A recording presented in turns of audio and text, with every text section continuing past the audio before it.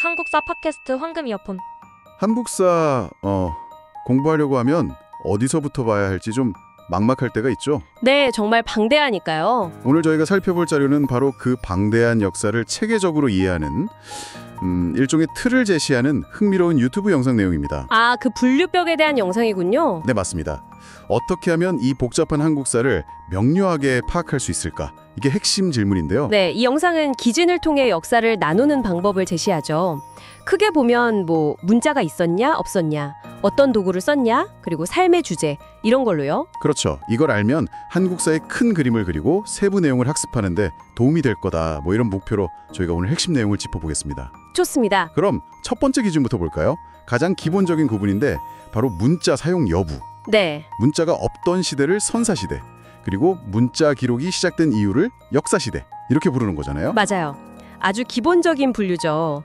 그리고 그 선사시대 안에서도 다시 주로 사용했던 도구에 따라서 구석기, 신석기, 청동기, 철기 이렇게 나누고요. 아, 도구요? 네네. 여기서 흥미로운 점은 청동기 시대부터는 슬슬 문자가 사용되기 시작해서 역사시대의 시작이랑 좀 겹친다는 거예요. 아, 그렇군요. 청동기부터 이미 문자가 쓰이기 시작했으니까. 네, 철기 시대도 마찬가지고요. 그래서 선사 역사 구분이 도구 구분과 칼같이 딱 나뉘는 건 아니죠. 그러네요. 심지어 영상에서는 지금 우리가 사는 이 시대도 넓게 보면 철기 시대의 연장선이라고 하고, 그렇죠. 아직도 철을 기본으로 쓰니까요. 그리고 좀 재밌는 이야기로 반도체 원료인 규소를 따서 현대를 규석기 시대라고 부르기도 한다. 이런 얘기도 있더라고요. 하하, 네, 그런 시각도 있죠. 도구를 기준으로 시대를 나누는 관점이 현재까지도 유효하다고 볼 수 있는 거죠. 자, 그럼 이제 역사 시대로 넘어가 보면요. 우리가 아는 그 삼국시대 이전 여러 나라들부터 시작해서 네, 부여, 고구려, 옥저, 동예, 삼한 이런 나라들이 있었죠. 그리고 이제 삼국시대, 또 통일신라와 발해가 있던 남북국시대, 고려, 조선, 조선은 또 전기 후기로 나누기도 하고요. 맞습니다. 그리고 근현대로 이어지죠. 근데 여기서 영상이 지적하는 게 서양사의 고대, 중세, 근대 이 분류법 있잖아요. 네네. 이게 한국사에 완벽하게 들어맞지는 않는다는 거죠. 특히 조선시대 같은 경우요. 정확해요.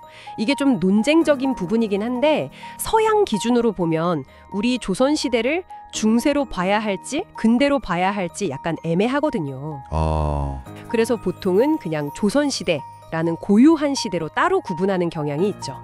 각 나라의 역사적인 맥락이 다르니까 억지로 서양 틀에 맞추기보다는요. 그 자체의 흐름을 존중하는군요. 그렇죠. 그게 더 중요하다고 봅니다. 자, 그럼 시대 구분 말고 이 영상에서 또 강조하는 정말 유용한 틀이 있었어요. 바로 주제별 분류. 아, 네. 정치, 경제, 사회, 문화 이거죠. 맞아요. 시대를 쭉 관통하면서 이 네 가지 핵심 주제로 역사를 나눠서 살펴보는 거예요.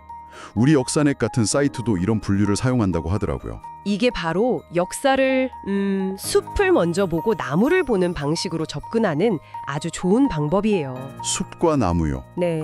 그러니까 각 시대별로 정치 구조는 어땠는지, 경제 활동은 주로 뭐였는지, 사회 모습이나 사람들의 생활은 어떠했는지, 또 어떤 생각과 예술이 있었는지 이걸 반복해서 배우는 거죠.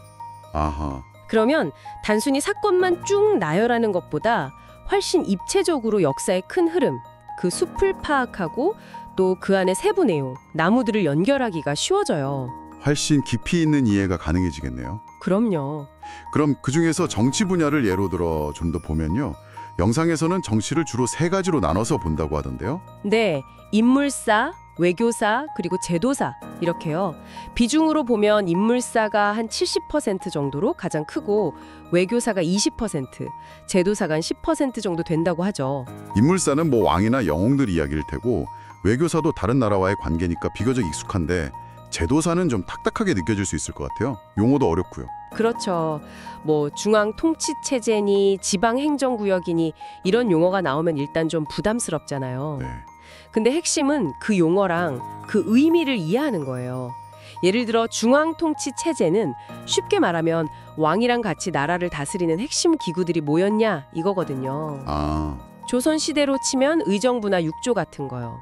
이걸 지금의 대통령실이나 각 정부 부처랑 비교해서 생각하면 조금 더 쉽게 다가올 수 있죠. 그렇게 현대랑 연결하니까 확 와닿네요. 네. 지방 행정구역도 마찬가지예요. 이건 지금 우리가 쓰는 주소 체계랑 관련이 깊어요. 뭐 조선시대 팔도 이런 구분이 지금의 도체제에 어떻게 영향을 줬는지 같은 걸 알면 재밌죠.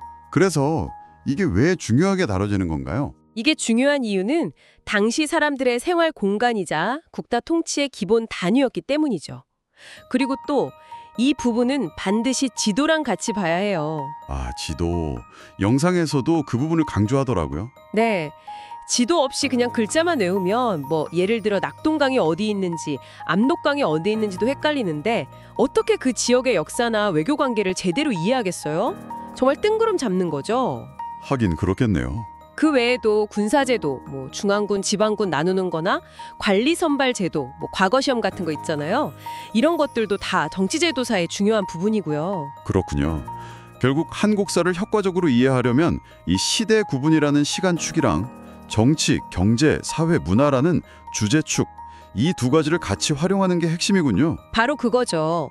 이 두 축을 교차해서 생각하는 틀을 가지고 있으면 정보가 아무리 방대해도 길을 잃지 않고 체계적으로 정리할 수 있게 됩니다. 네, 이 틀만 잘 잡고 있으면 정말 도움이 많이 되겠어요. 그럼요. 오늘 저희가 이야기 나눈 이 분류법을 머릿속에 딱 넣어두고 한국사를 한번 접해보세요. 그러면 이전에는 그냥 낯설고 복잡하게만 느껴졌던 내용들이 훨씬 명료하게 또 체계적으로 다가올 겁니다. 당신만의 그런 지식 체계를 세우는데 분명 도움이 될 거예요. 네, 오늘 말씀 감사합니다. 특히 아까 지도와 함께 봐야 한다는 그 지방 행정구역 이야기가 참 인상 깊었는데요. 여기서 좀 더 나아가서 이런 상상을 해봤어요. 어떤 상상이요? 만약 우리가 그 시대 사람들이 실제로 살았던 공간, 예를 들면 옛날 도시의 모습이라든가 아니면 당시 어떤 지리적인 환경 같은 것을 요즘 기술처럼 뭐 VR이나 이런 걸로 아주 생생하게 경험할 수 있다면 어떨까? 아, 흥미로운데요? 그러면 그 역사 속 인물들이 내렸던 정치적 결정이라든지 아니면 문화가 어떻게 교류되었는지 같은 것들을 지금과는 또 얼마나 다르게 더 깊이 있게 이해하게 될까? 뭐 이런 생각이 들더라고요. 한번 청취자분들도 상상해 보시면 재미있을 것 같습니다.